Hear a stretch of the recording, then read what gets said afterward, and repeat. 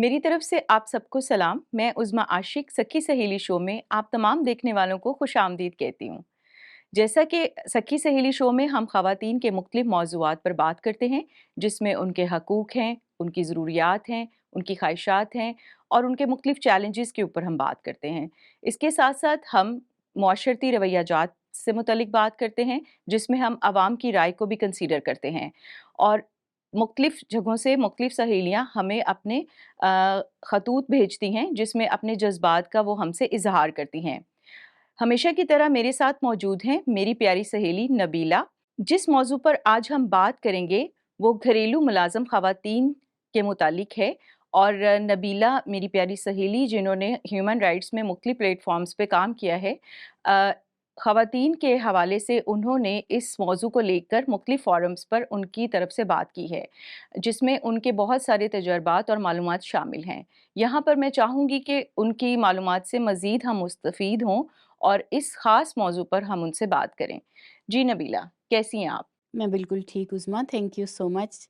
और वाक़ई ये बहुत अहम मौज़ू है, इसकी प्रेवलेंस बहुत है सोसाइटी में कि घरेलू मुलाज़िम ख़वातीन हैं बहुत ज़्यादा।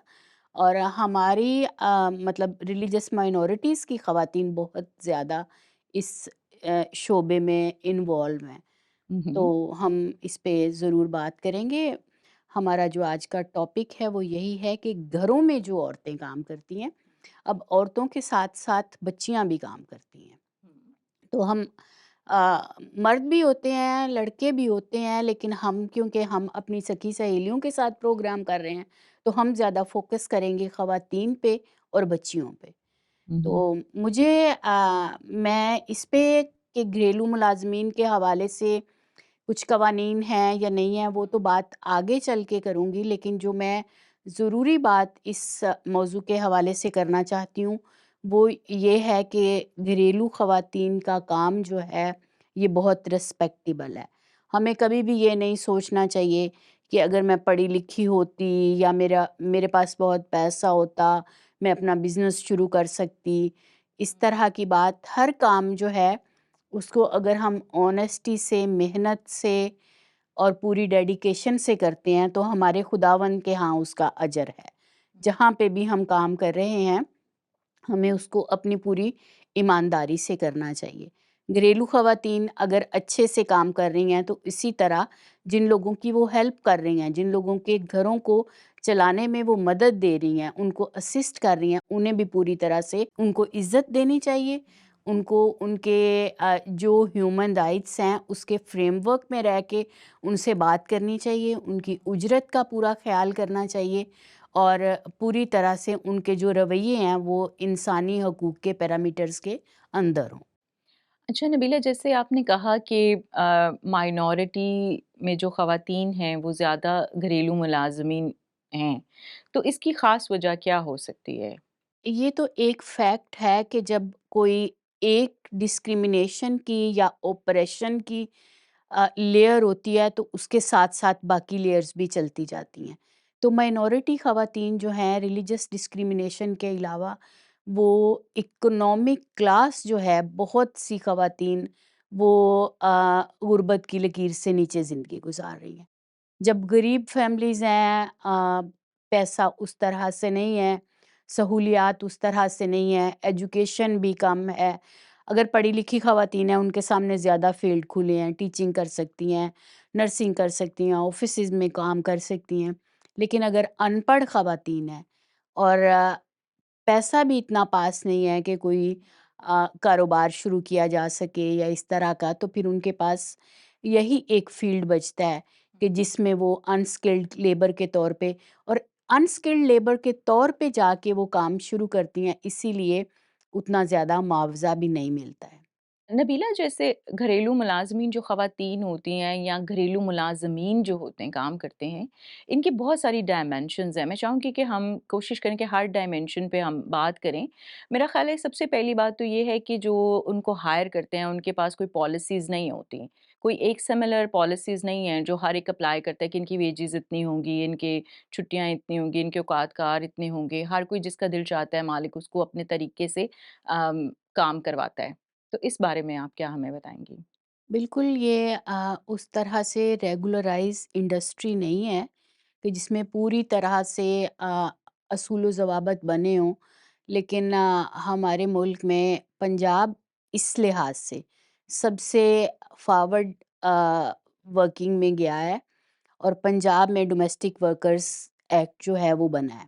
हम्म। और उसके मुताबिक इन ख़वातीन की या मर्द या जो भी लोग काम करते हैं, उनकी ड्यूटी आवर्स को रेगुलराइज़ किया गया है, उनकी पेमेंट को रेगुलराइज़ किया गया है, उन्हें खाना मिलना है या नहीं मिलना, कपड़े मिलने हैं या नहीं मिलने, और भी जो फैसिलिटीज़ उनको मिल सकती हैं। अगर कोई 24 घंटे का मुलाज़म है तो उसके लिए रिहाइश का क्या इंतज़ाम है, लिविंग स्टैंडर्ड्स क्या हैं।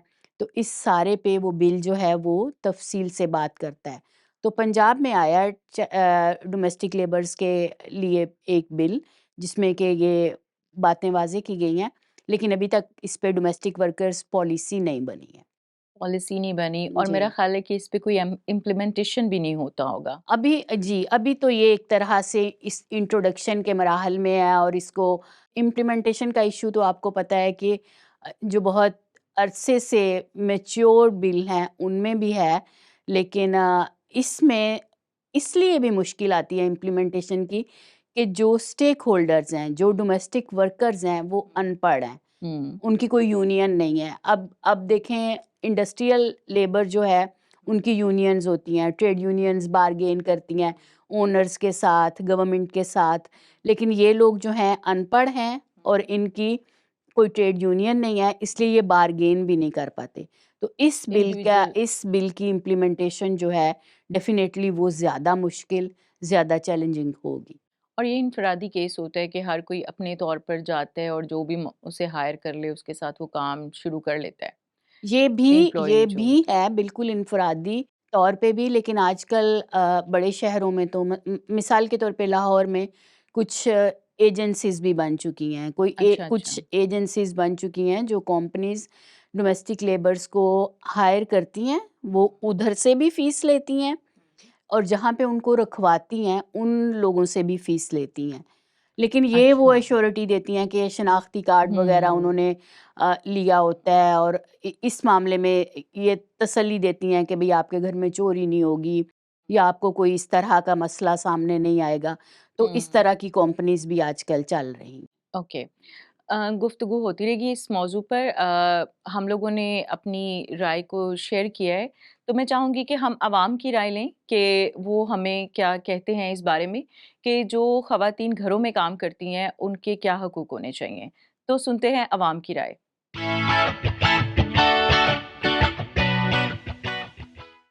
घरों में जो काम करते हैं आई थिंक उनको सिक्योर एनवायरनमेंट प्रोवाइड करना चाहिए और उनकी ज़रूरियात का ख़्याल रखना चाहिए। घरों में काम करने वाली ख़वातीन की मुझे तो लगता है उनकी तो कोई लाइफ ही नहीं है बेचारों की। वो तो बेचारी घर तक ही महदूद रह गई हैं। उनसे तो उनके जीने का हक़ ही छीन लिया गया। अब जैसे हमने भी घर में रखी हुई है तो उसमें यही है कि मतलब जो अच्छा पहनते हैं, खाते हैं, उसे भी साथ बिठा के खिलाते हैं क्योंकि ज़ाहिर-सी बात है वो भी इंसान है।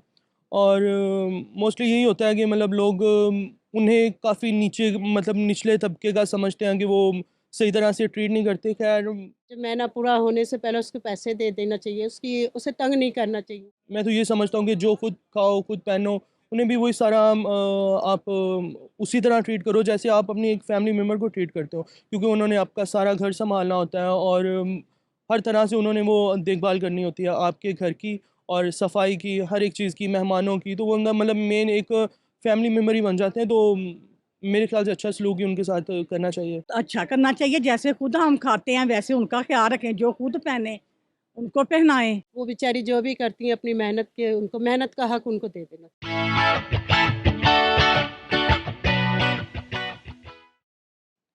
जी नबीला, हमने लोगों की राय सुनी है। आप इस बारे में हमें क्या कहेंगी? उस्मा, सुन के तो बहुत अच्छा लगता है कि सब लोग यही कह रहे हैं कि हम जो खुद खाते हैं उनको भी देना चाहिए और पहनने के लिए भी देना चाहिए और उजरत भी टाइम पे देनी चाहिए और ख़्याल भी रखना चाहिए। लेकिन मैं जो हालात देखती हूँ मुआशरे में, हुँ। वो मुझे काफ़ी ज़्यादा तशवीशनाक लगते हैं। मतलब मेरे घर में जो ख़ातून काम करती हैं, जो मुझे हेल्प आउट करती हैं, वो और भी कुछ घरों में काम करती हैं। तो वो कुछ ना कुछ तज़किरा होता ही रहता है रवैयों का एक दूसरे के साथ। तो कई सारी चीज़ें सामने आती हैं। मैंने अपनी ज़िंदगी के लिए ये रूल रखा हुआ है कि जो भी, अब हम पंजाब में रहते हैं तो पंजाब का जो कम से कम वेज लेवल है हुँ, उसके लिहाज से मैं देखूं। हुँ, अगर 24,000 है या अगर 32,000 है, तो मैं देखती हूँ कि 8 घंटे का अगर 32,000 है तो 2 घंटे का कितना बनेगा। अच्छा, तो मैं डिवाइड कर उससे, लेते हैं। जी, मैं उससे ज़्यादा ही उसको उजरत देती हूँ। मैं ऐसी ख़वातीन को भी जानती हूँ जो 3-3 घंटे काम करवाती हैं और उजरत जो है वो 1.5 घंटे के बराबर भी नहीं देती। तो हमें ये सोसाइटी में अवेयरनेस पैदा करने की ज़रूरत है कि जो जिसका हक है वो उसको दिया जाए। और हमारे पास ये बहुत सादा सा स्टैंडर्ड होता है कि अगर हम, मतलब गवर्नमेंट जो रेट मुकर्रर करती है वो कम तरीन होता है, यानी हुँ, इससे कम कोई उजरत नहीं दे सकता। तो 18 साल से ऊपर जिसकी उम्र है, जो बालग फ़र्द है, चाहे वो औरत है, चाहे वो मर्द है, उसको उससे कम जो उजरत है वो नहीं मिलनी चाहिए। अगर बाकायदा रेगुलराइज़ करने का सिस्टम नहीं है, तो हमें अपने ज़हन में इन चीज़ों को कैलकुलेट करना चाहिए और बिल्कुल। सोशली रिस्पॉन्सिबल सिटीज़न होने का सबूत देना चाहिए कि हम आगे खुदावंद ताला को भी जवाबदेह हैं कि अगर हम किसी की उजरत इस तरह से रख रहे हैं, किसी को एक्सप्लॉइट कर रहे हैं, तो ये इंसान होने के नाते ठीक अमल तो नहीं है। नबीला मैं चाहूँगी यहाँ पर हम एक ख़त जो हमें एक सखी का लाहौर से मौसूल हुआ है, उसको हम यहाँ पे पढ़ लें कि वो हमसे क्या कहती हैं।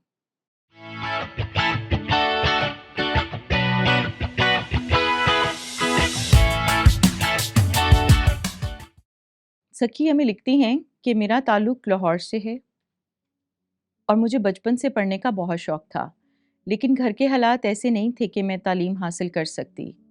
मैं 5वीं जमात में थी जब मेरे अब्बू को फालिज का अटैक हुआ।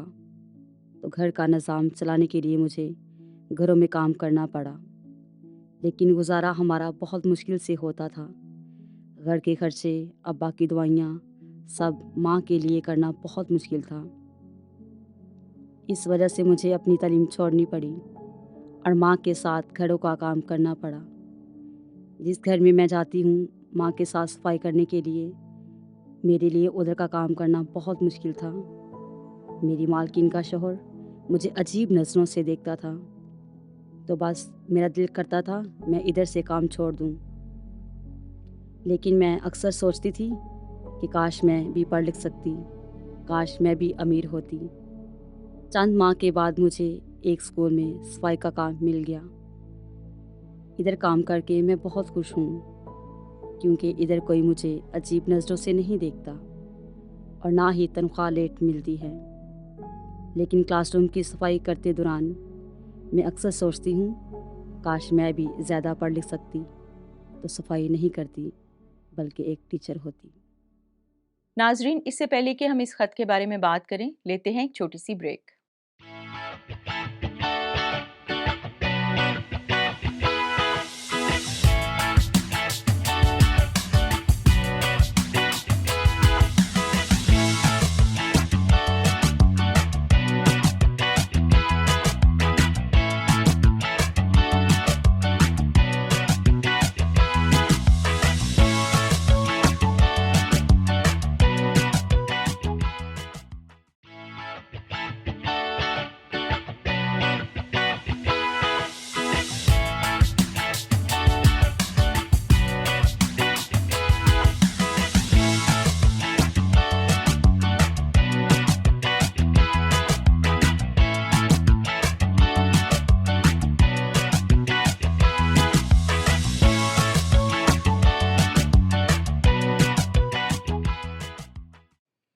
जी नबीला, आपने हमारी सखी का ख़त सुना और इसके मुतालिक आप हमसे क्या बात करेंगी? इसके बारे में मेरी बहुत ज़्यादा स्ट्रगल है और ये इशू जो है ये मेरे लिए बहुत ज़्यादा दिल के करीब इशू है और ये इशू मुझे हमेशा पेन देता है।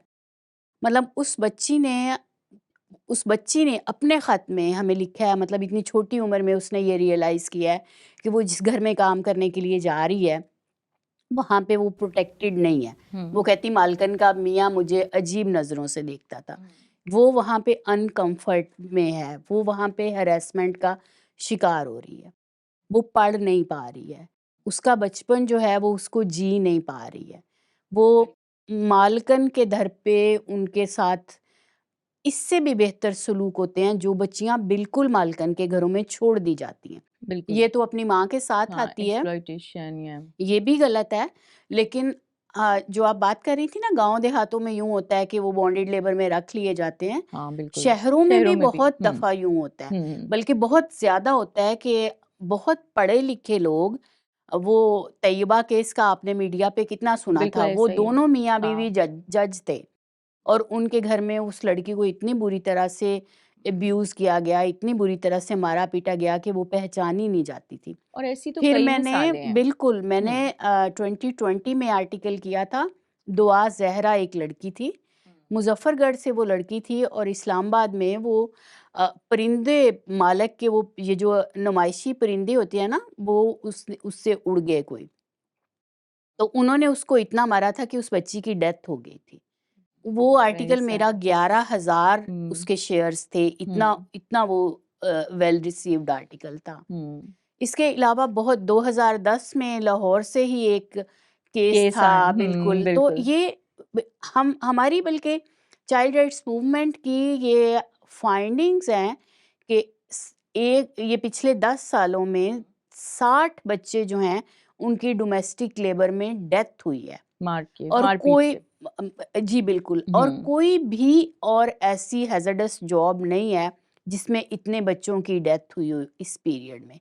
लेकिन आयरनी ये है कि जो पंजाब का on employment of children act, ये पिछली गवर्नमेंट के दौर में आया था, जब शहबाज शरीफ थे यहाँ पे चीफ मिनिस्टर। तो 2016 में ये एक्ट आया था, उसमें जो हैज़र्डस जॉब्स की लिस्ट, लिस्ट थी बिल्कुल हैज़र्डस ऐसे जॉब से मतलब होता है जॉब जो हाँ। खतरनाक हैं, जो बच्चों को नहीं करनी हुँ, चाहिए। हुँ। उस लिस्ट में डोमेस्टिक चाइल्ड लेबर को नहीं डाला गया था। अच्छा। तो हम जो चाइल्ड राइट्स के एक्टिविस्ट हैं, हमारी हुँ, हमेशा से ये कोशिश हुँ। है कि इसको खतरनाक जॉब्स की लिस्ट में डाला जाए जो काम बच्चे ताकि नहीं कर सकते। ना हो। अब हम थोड़ी इस ब्रेक से पहले हम बात कर रहे थे कि पंजाब ने लेजिस्लेशन की है डोमेस्टिक वर्कर्स के लिहाज से। उस एक्ट के तहत 15 साल से कम उम्र का बच्चा जो है वो डोमेस्टिक वर्क में नहीं आ सकता। दो पहलू हैं इस बात के। पहला तो ये कि 15 साल से कम उम्र के कितने बच्चे, मतलब मैं तो मतलब हमारा एरिया बहुत अच्छा एरिया है, अच्छे लोग वहाँ पे रहते हैं, लेकिन मुझे हमेशा रंज होता है कि मैं घरों में छोटी-छोटी बच्चियों को मुलाज़म लड़कियाँ हाँ, देखती हूँ। बिल्कुल ऐसे ही है। और मैं अपनी पर्सनल लाइफ में से शेयर करूं तो मेरे बेटे जब बहुत छोटे थे तो मुझे कई लोगों ने कहा कोई लड़की रख लो ना बच्चों को संभालने के लिए, वो साथ खेलती भी हैं, वो ये करती भी हैं। लेकिन मैंने, हमारा घर हमेशा से चाइल्ड लेबर फ्री रहा है, हमने कभी भी ना पार्ट टाइम ना फुल टाइम कोई बच्ची नहीं रखी। औरत हमेशा, मतलब बड़ी उम्र की एडल्ट औरत रखते हैं। तो जब हम ये कहते हैं कि छोटी बच्ची 15 साल की बात करते हैं। एक तो ये है कि हर तरफ 15 साल से कम उम्र बच्चियाँ हमें नज़र आती हैं। लेकिन मैं कई प्रोग्राम्स में इस बात का ज़िक्र कर चुकी हूँ कि कॉन्स्टिट्यूशन का जो आर्टिकल 25 ए है, वो कहता है कि 16 साल तक की लड़की उम्र को का स्कूल बच्चा जो है वो स्कूल में होना हुँ, चाहिए। जब 16 साल तक की उम्र का बच्चा स्कूल में होना चाहिए, तो वो 15 साल की उम्र में डोमेस्टिक लेबर में कैसे डाला जा सकता है? हाँ, बिल्कुल। अगर ये तो क्लैश वो बन गया क्लैश हो गया कि वो उसकी तो फिर राइट्स इस का। तरह से हुँ, तालीम मुतासर होगी। हुँ। तो ये भी देखने की ज़रूरत है कि डोमेस्टिक लेबर, हमारी डिमांड ये है कि पूरी तरह से बच्चों के लिए बैन होनी चाहिए और बच्चे की उम्र वही होनी चाहिए जो इंटरनेशनल लॉ बताता है, यानी कि 18 साल। 18 साल से कम उम्र का कोई भी शख्स डोमेस्टिक लेबर में इन्वॉल्व नहीं होना चाहिए। किसी की शिकायत की जा सके कि फ़लाँ जगह पे चाइल्ड लेबर हो रही है डोमेस्टिक, और इस तरह का कोई सिस्टम नहीं है। और जो बच्चा घरों में काम करता है, उसके सारे के सारे हकूक, उसका रिक्रिएशन का राइट, हाँ, उसका इस्तेसाल होगा पार्टिसिपेशन का उसका। राइट, हुँ। उसका बेस्ट तालीम इंटरेस्ट का हक, उसका हेल्थ का, हर तरह से उसके जो हकूक हैं वो मुतासर हो रहे होते हैं। अब सवाल ये पैदा होता है कि बच्चों को रखते क्यों हैं, बड़ों को क्यों नहीं क्यों नहीं रखते? रखते? हाँ, बिल्कुल। तो उसका बहुत सादा सा जवाब है कि बच्चे आसान शिकार हैं। हाँ, बच्चों और को वेजेस भी तो कम्प्रोमाइज होती हैं ना बिल्कुल, कि वेजेस भी एक तो नहीं ये है। कि उनको पूरी तनख्वाह नहीं देनी पड़ती। हम्म। आम तौर पे मैं मालूम करूँ आस-पास से तो यही होता है कि ये बच्ची को हम 9,000 रुपया इसके पेरेंट्स को दे दिया तो ये उसकी अगले साल अब बाकी देंगे। तो इतनी थोड़ी वेजेस में रखा होता है जिसमें उनको कोई खातून मिल नहीं सकती। फिर अगर कोई खातून है तो वो अपनी प्रोटेक्शन के हवाले से, अपनी लेबर के हवाले से वो थोड़ा आर्गू कर सकती है, थोड़ी बात कर छुट्टियों के सकती हवाले है। से बच्ची को तो आप मार-पीट के जो भी कराम काम करवाना है 24 घंटे करा के लिए सकते हैं। हम देखते हैं कि लोग छोटे बच्चों को सोने-जागने का टाइम उनका इस तरह से और फिर जब हम तशद्दुद के केसेस की बात करते हैं तो वो ऐसे ही बच्चों को हाथों पे मारेंगे कि इसने बर्तन अच्छे से साफ नहीं किए हैं। हाथों पे छड़ियाँ मारेंगे, उसको इस्त्री से जलाएँगे, इस तरह के तशद्दुद करते हैं जो कि वो बड़ों के साथ नहीं कर सकते हैं। बिल्कुल। तो ब छोटा जो है वो हमेशा ज़्यादा एक्सप्लॉयटेशन के लिए मौजूद होता है, इसलिए छोटे जो होते हैं उ उन वो प्रेफ़रेंस होते हैं लोगों की कि छोटी बच्चियाँ जो हैं वो घरों में रखी जाएँ। अच्छा, इसमें ज़्यादातर देखा गया है कि कम उम्र की जो लड़कियां होती हैं 7 साल से लेकर 15-16 साल से नीचे तक ज़्यादा लोग मुलाजमीन लड़कियों को रखते हैं, जिसमें एक ये भी वजह होती है कि घर की चार दीवारी के अंदर उनके साथ क्या हो रहा है वो कोई देख भी नहीं सकता। जैसे कोई ये नहीं अंदाज़ा लगा सकता कि अंदर किस किस्म की एक्सप्लॉयटेशन का शिकार हो रहे हैं, या उनकी वेजेस इतनी कम होती हैं कि अगर उनसे कोई नुकसान हो जाए या बर्तन टूट जाए या कुछ तो उनकी तनख्वाह से वो भी काट लिया जाता है। और इसमें सबसे बड़ा फैक्टर ये भी है कि जब माँ-बाप किसी बच्ची को मुलाज़िम भेज बना के भेज देते हैं किसी ख़ानदान के घर में, तो पीछे आकर उसको देखते भी नहीं हैं, बिल्कुल, कि उसको बिल्कुल, मिलते भी नहीं हैं। बिल्कुल। वो जो लड़की हुँ, मुज़फ़्फ़रगढ़ की मैं दुआ ज़ारा की मिसाल हुँ, दे रही थी, वो यही हुँ। थी। जब से वो पहुँची इस्लामाबाद, उसके बाद से उसको कोई भी उसका रिलेटिव मिलने नहीं मिलने नहीं आया, आया था। और बिल्कुल। माँ-बाप कह रहे होते हैं कि हमें इसकी उजरत भेज दें। इस तरह की सिचुएशन होती है और बच्चा महसूस करता रहता है कि मुझे कोई मिलने नहीं आया या देखने नहीं आया। तो इस चीज़ में एक बच्ची से क इंटरव्यू करते हुए जो रेस्क्यूड थी घरेलू बच्चा मज़दूरी में, उस लड़की ने मुझे कहा कि मैं अपने माँ-बाप के घर वापस नहीं जाना चाहती। तो मैंने उससे पूछा क्यों? तो उसने कहा कि मेरे माँ-बाप मुझे फिर दोबारा घरेलू बच्चा मज़दूरी में भेज देंगे। मुझे फिर कहेंगे कि जाओ जाके मज़दूरी करो। तो ये एक बच्चे की फीलिंग्स हैं या लड़की की फीलिंग्स हैं कि वो ये काम नहीं करना चाहते, इल्म हासिल करना चाहते और उन्हें ज़बरदस्ती भेजा जाता है। जैसे इस सखी ने हमें ख़त जो भेजा है, उसमें उसने कहा कि मेरे घर की मजबूरी इतनी ज़्यादा थी कि मुझे अपनी माँ के साथ काम करने के लिए जाना पड़ता था। तो यहाँ पर आकर जब एक माँ एक लड़की अपनी छोटी को साथ लेके जाती है, तो वहाँ पर वो शायद उसको ट्रेन कर रही होती है कि तुमने भी यही काम करना है। तो वहाँ पर वो डिफरेंट जैसे हैरासमेंट की उसने बात की कि उसका शिकार हुई, तालीम से उसको महरूम कर दिया गया, तो ये सारी चीज़ें भी इसका पार्ट है। एक और लड़की जो जिसकी उम्र 16 साल थी, उसका मैंने इंटरव्यू किया, मेरी एक रिसर्च इस सिलसिले में शाया भी हुई है। उसमें उसने मुझे कहा कि नफ़्सियाती मसाइल किस तरह से एसोसिएटेड हो जाते हैं, एक लड़की जो मज़दूरी करती है, इस तरह घरों में काम करती हैं। उसमें उसने बताया कि मुझे रात को डर लगता है, मुझे खौफ़ आता है, स्टिग्मेटाइज़ेशन का डर होता है कि लोग क्या कहेंगे कि मैं घरों में काम करती हूँ। तो इस तरह की सिचुएशन और कुछ उसने कहा कि हमारे माँ-बाप ही चाहते हैं कि हम घरों में काम करें। तो इस किस्म की बातें जो हैं वो लड़कियाँ अपने दिल में बिठा लेती हैं, जिससे उनकी ज़िंदगी में उनको लगता है कि हम कभी आगे नहीं बढ़ सकते। तो बहुत सारी मैंने ऐसी भी ख़वातीन देखी हैं जो घरों में काम करती हैं, तो उनके शौहर नशा करते हैं। इस किस्म की बहुत सारी कम्युनिटीज़ हैं, घरों में काम करती हैं, शौहर नशा कर रहे हैं और बच्चे गलियों में हैं। तो मेरा ख़्याल है कि इस तरह से हमारे मुआशरे के अंदर इस बहुत सारे मसाइल जो हैं पैदा हो जाते हैं, क्योंकि सारा-सारा दिन वो बाहर रहती हैं, बेटियाँ क्या कर रही हैं, बेटे क्या घरों में कर रहे हैं, तो ये तमाम चीज़ें अवॉइड हो जाती हैं। फिर बाकी जो सिस्टम की बात आपने की कि जिस तरह से बहुत सारे साथी हैं जो बच्चों के हकूक़ पर काम करते हैं या ख़वातीन के हकूक़ पर काम करते हैं, वो इस पे आवाज़ भी उठाते हैं कि डोमेस्टिक लेबर को बैन होना चाहिए। तो ये चाइल्ड तमाम domestic labour. Child domestic labour जो है उसको बैन होना चाहिए, और जो डोमेस्टिक वेजेज़ हैं उनको इंश्योर करना चाहिए कि किस तरह से डिटरमिन की जाएँ कि हर एक को ज़िंदगी गुज़ारने का बेहतर हक़ जो है वो मिल सके। अच्छा नबीला, एक तो तरीका होता है कि हम बात करते हैं कि ये लॉज़ हैं, ये गवर्नमेंट है, ये कानून है, ये सूबाई कानून है, ये तरीके हैं लेबर डिपार्टमेंट के किसी को हायर करने के। लेकिन इसके साथ-साथ हम सब इंसान भी हैं। हमारी अपनी भी एक अकाउंटेबिलिटी और ट्रांसपेरेंसी होती है कि जिन लोगों को हम हायर करते हैं, उनके साथ हम जस्टिस करें। बिल्कुल। जैसे कि यहाँ पर मुझे बाइबल मुक़द्दस का हवाला याद आ गया है, जो ये बयान करता है कि जो एम्प्लॉयर्स हैं, जब वो अपने मुलाज़मीन को हायर करते हैं, तो उनको खौफ़ज़दा ना करें, उन्हें थ्रेट ना करें और उनके साथ फ़ेवरेटिज़्म ना करें, क्योंकि बाइबल ये कहती है कि इन दोनों का मालिक आसमान पर एक ही है। तो इंसान जो है वो दूसरे इंसान को भी इंसान समझे। तो बाइबल हमें इस चीज़ की तालीम देती है कि हम इसके अलावा और बहुत सारे रेफ़रेंस हैं जिसमें कहा जाता है कि मज़दूर की वेजेज़ उसको टाइमली दे देनी चाहिए। तो ये बड़ी इम्पोर्टेंट चीज़ें हैं जो कलाम मुक़द्दस भी हमें बताता है, और एज़ अ इंसान होते हुए हमारी इंटेग्रिटी भी है ना, हमारी ऑनेस्टी भी है, हमारी पर्सनैलिटी भी है कि हम किस तरह अपने साथ जो जिनको हम हायर करते हैं उनको ट्रीट कैसे करते हैं। जैसे आपने अपनी मिसाल दी कि आप अपनी वर्कर को डिवाइड करके जो अमाउंट उसकी बनती है वो देते हैं, तो ये जस्टिस है। ये एक हमारी अपनी क्रेडिबिलिटी है कि हम लोगों को अच्छा ट्रीट करें, उनके साथ अच्छा सलूक करें, जैसा चाहते हैं कि हम चाहते हैं कि लोग हमारे साथ करें, वैसा ही हम दूसरों के साथ सलूक करें।